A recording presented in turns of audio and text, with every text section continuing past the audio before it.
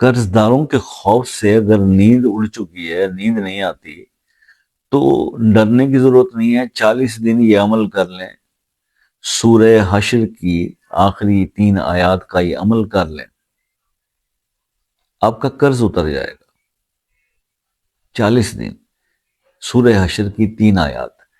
کس طرح پڑھنی ہے وہ اس پر بات کر لیتے ہیں۔ یہ ڈرنے شرنے سے کچھ نہیں ہوگا، اللہ کی مدد طلب کرنی ہے، اپنے آپ کو دین کی طرف لائیں، اپنی عادات بدلیں۔ نہیں تہجد پڑھتے، اب پڑھیں 5 نمازوں کے ساتھ، یہ تہجد بھی شروع کریں، اور تہجد کی نماز کی نوافل پڑھنے کے بعد اول آخر 7 بار درود ابراہیمی، 70 بار یہ آیات پڑھیں۔ هو اللہ الذی لا، ادھر سے شروع ہوتی ہے هو العزیز الحکیم تک، یہ 3 آیات، ان کو 70 دفعہ پڑھیں اور 40 دن تک یہ عمل کریں، تو آپ دیکھیں گے کہ وہ جو آپ منہ چھپاتے پھرتے ہیں نا لوگوں سے، آپ کی جان چھوٹ جائے گی، قرض کے معاملات سے آپ کی جان چھوٹ جائے گی،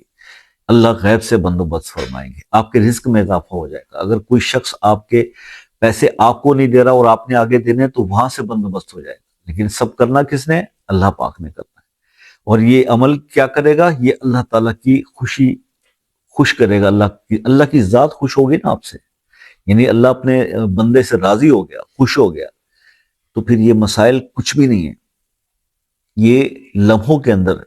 حل ہو جانے والے ہیں، اس کا آپ کو پتہ بھی نہیں چلے گا کہ کیسے اتر گیا۔ لیکن پھر وہی بات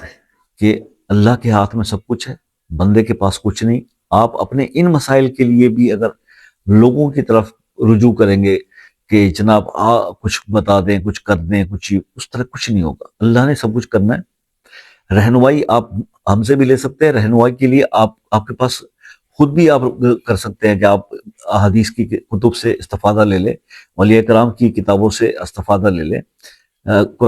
قرآن شریف سے ہدایت لے لیں، لیکن کیونکہ اتنا وقت نہیں ہے اور ہم صرف موبائل پہ ہی سکرولنگ کرتے ہیں، تو ٹھیک ہے، پھر ہم آپ کو بتا رہے ہیں، پھر پڑھ لیجئے اور دیکھ لیجئے عمل کر کے، اللہ تعالیٰ کرم فرما دے۔